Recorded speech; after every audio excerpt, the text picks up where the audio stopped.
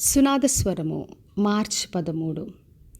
నీ యందు భయభక్తులు గలవారి నిమిత్తము నీవు దాచి ఉంచిన మేలు ఎంతో గొప్పది.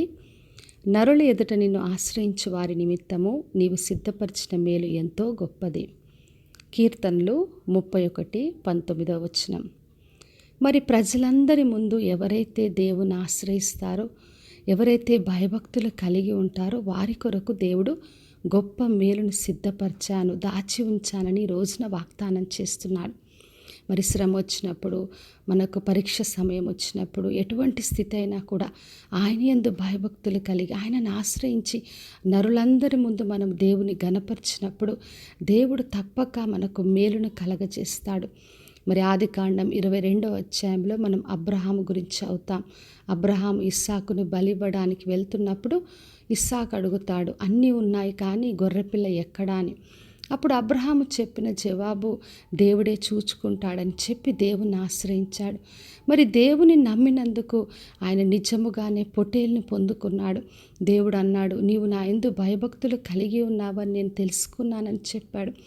మరి ఆయన ఆశ్రయించాడు దేవుని. కుమారుడు ప్రశ్నించినప్పుడు, ఆయనకు పరీక్ష సమయం వచ్చినప్పుడు దేవుని ఆశ్రయించి దేవుడే చూసుకుంటాడు అన్నప్పుడు దేవుడు ఒక గొప్ప మేలుని సిద్ధపరిచాడు. ఆ పొట్టేలును ముందుగానే సిద్ధపరిచి దాచి ఉంచి ఇచ్చాడు.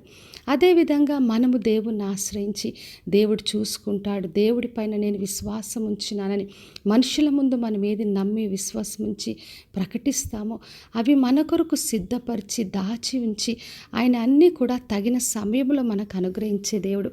అందుకే 1 కొరింథీ పత్రిక 2వ అధ్యాయం 9వ వచనం రాయబడింది, దేవుడు తన్ను ప్రేమించిన వారి కొరకు సిద్ధపరిచినవి కంటివి కనిపించవు, చెవులకు వినిపించవని.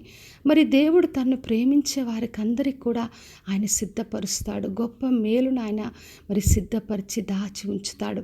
కాబట్టి నా ప్రియ సహోదరి సహోదర, మనము దేవుని నిత్యం ఆశ్రయించాలి. మనుషులందరి ముందు మన దేవుడిని ఘనపరచాలి. మనము నమ్మి విశ్వాసం ఉంచిన దేవుడు మనల్ని సిగ్గుపరచడు. తప్పక మన కొరకు మేలును సిద్ధపరిచి దాచి ఉంచుతాడు. కాబట్టి విశ్వాసంతో ఆయన యందు భయభక్తులు కలిగి ఆయన నుండి గొప్ప మేలును పొందుకుందాం. ప్రార్థన చేసుకుందాం. పరలోకమందున్న మా తండ్రి, మా దేవ, ఈరోజు ఇచ్చిన వాగ్దానం కొరకే వందనాలు. వినిచిన ప్రతి ఒక్కరిని దీవించి ఆశీర్వదించండి.